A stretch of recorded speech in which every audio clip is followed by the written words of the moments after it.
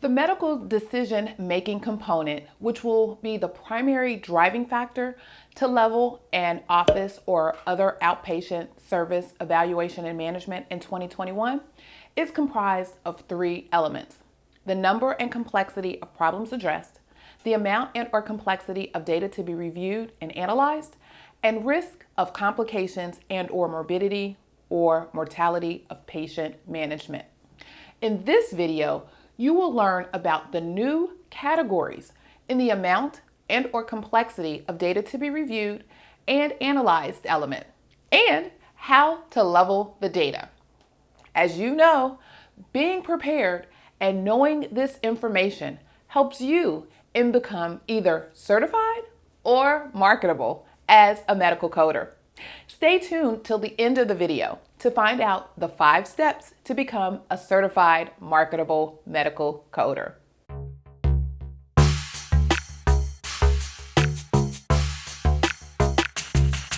I'm Clarice Warner, the girl with the pearls, the founder and education director of the Professional Reimbursement Network, LLC, where coding education is key.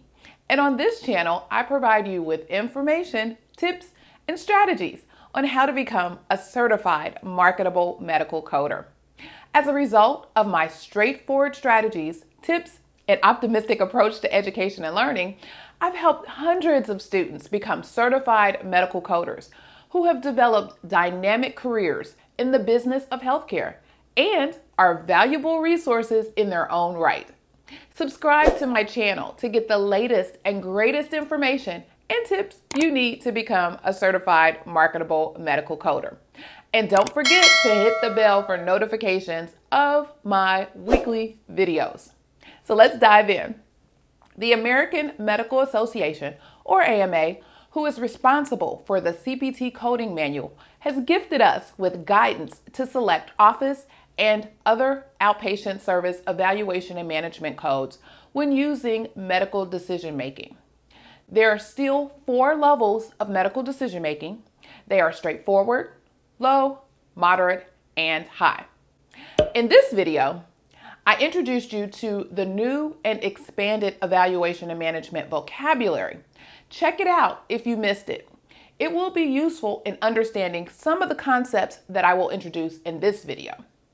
One of the elements, the amount and complexity of data reviewed and analyzed, includes the following data: medical records, tests, and or information that must be obtained, ordered, reviewed, or analyzed for the encounter.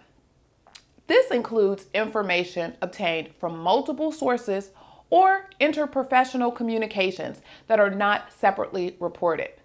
It also includes interpretation of tests that are not separately reported.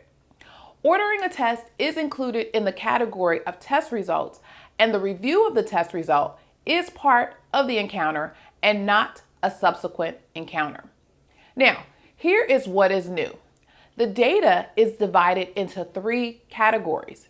You have category 1, which includes tests, documents, orders, or independent historian. And each unique test, order, or document is counted to meet a threshold number. Category 2, independent interpretation of tests, and Category 3, discussion of management of test interpretation with external physician or other qualified healthcare professional or appropriate source. So let's look at the levels of medical decision making, shall we? And discuss what information is needed from an amount and or complexity of data reviewed standpoint. So for a straightforward medical decision making, no data is required. For a low medical decision making, a limited amount and complexity of data must be reviewed, and it must meet the requirements of at least one of the 2 categories. In category 2, the tests and documents, you need any combination of 2 from the following: review of prior external notes from each unique source, review of the results of each unique test, or ordering of each unique test. Or if you look at category 2, assessment, requiring an independent historian. For a moderate medical decision making, a moderate amount and or complexity of data must be reviewed, and it must meet the requirements of at least 1 out of 3 categories.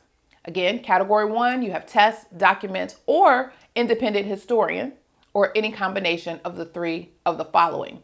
Review of prior external notes from each unique source, review of the results of each unique test, ordering of each unique test, assessment requiring an independent historian, or you can use category 2, which again is the independent interpretation of tests performed by another physician or other qualified healthcare professional, not separately reported.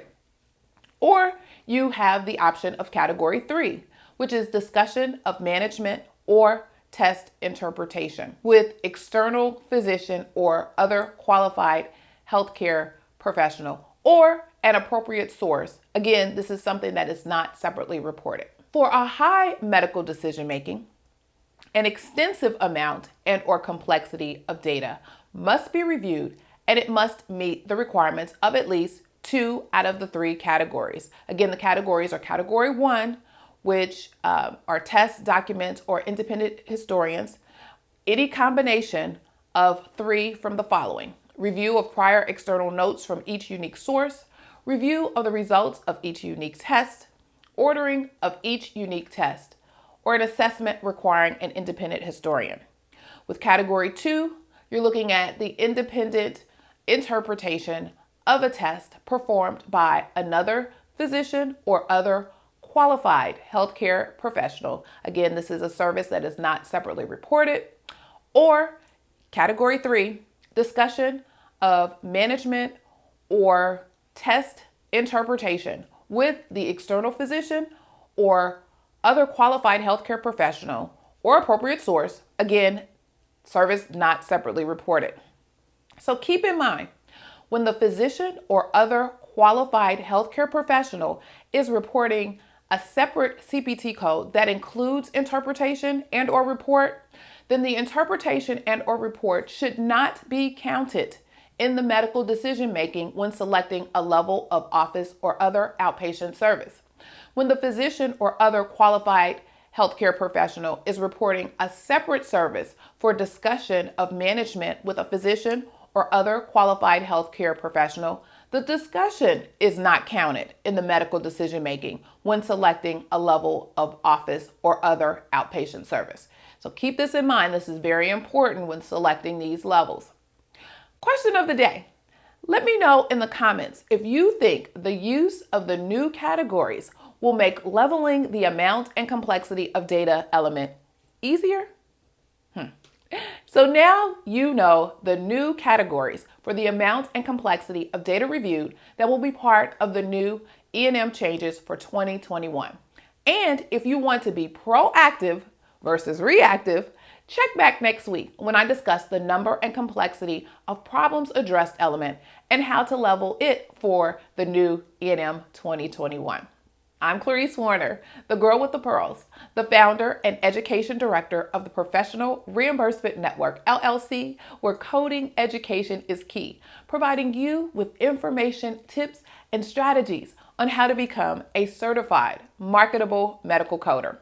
If you are interested in more information on these tips and others on how to become a certified marketable medical coder, then check out these videos. And check this out. Are you interested in medical coding, but not sure where to start and scared of wasting time and resources? Let me help you with the right steps to become a certified marketable medical coder. Learn more at bit.ly/5stepscoder. If you like this video, don't forget to let me know by hitting the thumbs up, hitting the subscribe button, and the notification bell so you are informed every week when I upload new content. I love hearing from you, so let me know you were here by providing a comment or asking a question. Let's stay connected and connect others, shall we? Remember, be safe, be kind, and don't wish for it, work for it. Until next time, take care, and thanks so much for watching.